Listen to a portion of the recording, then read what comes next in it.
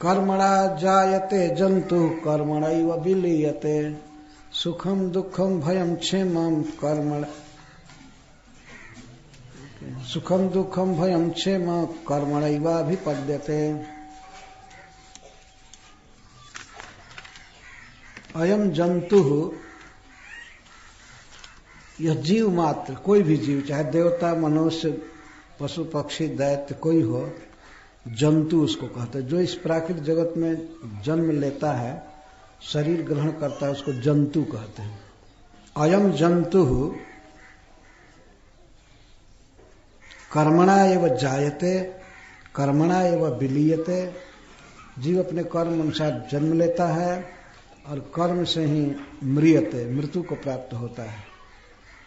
और सुख दुखम भयम क्षेमम, सुख दुख भय या कल्याण जो कुछ प्राप्त करता है कर्म से प्राप्त करता है।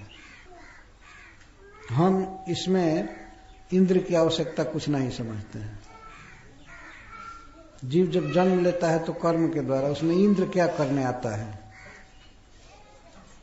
जन्म देने में वो कारण नहीं है। इंद्र वास्तव में इसमें क्या इंद्र करते हैं? जीव कर्म से जन्म लेता है, कर्म से बढ़ता है, खाता है, पीता है, कर्म से उसको पिताजी मिलते हैं, माँ मिलती है, और कर्म के अनुसार ही फिर उसको शरीर छोड़ना पड़ता है, मृत्यु होती है। बीच में कोई भी जन्म मृत्यु के बीच में जो सुख मिलता है, दुख मिलता है, या उसको किसी से भय होता है, दुख मिलता है, वही भय और दुख एक ही चीज है, और क्षेम कल्याण होता है। तो पिताजी हमारे अनुसार तो कर्म ही सब कुछ है, इसमें बेकार इंद्र को लाना मैं उचित नहीं समझता। एवं एवं शब्द कह करके कर्म ही, कर्म से ही, कर्म से ही, न तो इंद्रेण। जीव के जन्म में कारण कर्म है, मरने में कारण कर्म है, सुख में, दुख में, भय में, कल्याण में, क्षेम में कर्म कारण है। नंद बाबा ने कहा कि ऐसे कैसे बोल रहे हो, आखिर ईश्वर है ना जो जीवों को कर्म फल देता है। तो भगवान कहते हैं आप कहते हैं तो हम मान लेते हैं। अच्छा, ईश्वर है, इंद्र को लक्ष्य कर करें। अस्ति चेद ईश्वर कश्चित फल रूप्यन्य कर्मणाम कर्तारम भजते सोपि न यह कर्तु प्रभु ऋषभ। नंद बाबा ने कहा कि बेटा ये जड़ कर्म से फल कैसे सिद्धि होगी, ये फल नहीं दे सकता है। कर्म फलदाता ईश्वर तो होना ही चाहिए, ईश्वर की अपेक्षा है। भगवान एकाएक कैसे कह दे कि ईश्वर है ही नहीं, तो मध्यम मार्ग निकालते हैं। पिताजी अन्य कर्मणाम फल रूपी कश्चित ईश्वर चेत यदि अस्ति, यदि मान लीजिए कुछ लोगों का मत है कि ईश्वर है जो सभी जीवों के, मनुष्यों के कर्म फल का दाता है, कोई ईश्वर है। भगवान बहुत सावधानी से बोल रहे, ये नहीं कहते कि हमारा मत नहीं है, लेकिन कुछ लोगों का मत उद्धृत कर रहे हैं कि संचित शब्द का प्रयोग नहीं कर रहे हैं। यदि अन्यों के कर्म फल का दाता यदि कोई ईश्वर है, यदि है, तो यदि बहुत बारीकी से लगाना पड़ेगा। यदि ईश्वर है कहने पर भद्दा लगता है। यदि ईश्वर कर्म फल दाता है,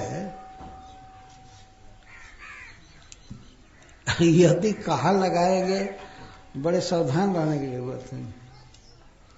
अच्छा, केशांचित मतम तथा, ये अवश्य कि ईश्वर है। तो यदि ईश्वर है और अन्य कर्मणाम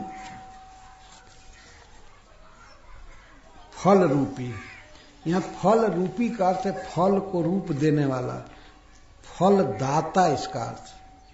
फल रूपी मतलब फल दाता।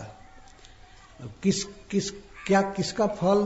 अन्य कर्मणाम, अन्यों के द्वारा किए हुए कर्मों का फल वो देता है। कर्म दूसरे करते हैं और उनके कर्मों को देख करके उसके हिसाब से फल देता है।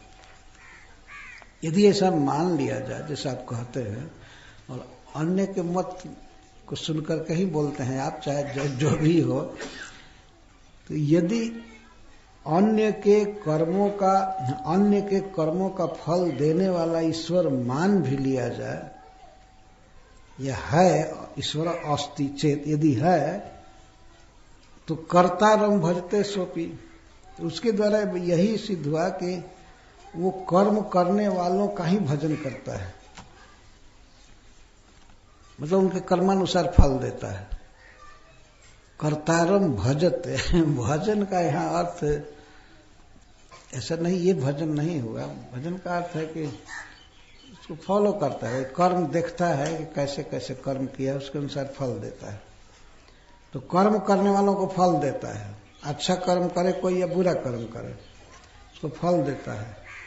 तो अकर्तु प्रभु ही न स, तो वह कर्म करने वालों का मालिक है, लेकिन कर्म नहीं करने वाले का तो प्रभु नहीं है,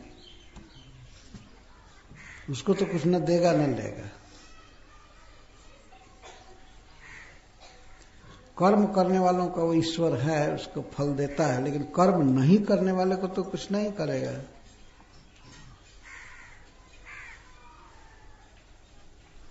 तो भगवान के कहने का से, तो उसके अलावा ईश्वर कौन है? वो कोई और ईश्वर है ना। कर्म फल देने वाला ईश्वर है तो कर्म करने वालों को फल दे सकता है, और कर्म नहीं करने वालों को कुछ नहीं दे सकता है। तो किसी डिपार्टमेंट में कोई कर्म करता है, नौकरी करता है, तो उसको वेतन मान लीजिए कोई ऑफिसर देता है, तो कर्म करने वाले को ही वेतन देगा ना, नहीं करने वालों को देने की शक्ति उसमें नहीं है। किसी को नहीं दे सकता है। तो वह एक प्रकार से सोपाधिक ईश्वर है। कुछ लोगों के लिए ईश्वर है, कुछ लोगों के लिए नहीं है। सर्वेश्वर नहीं है।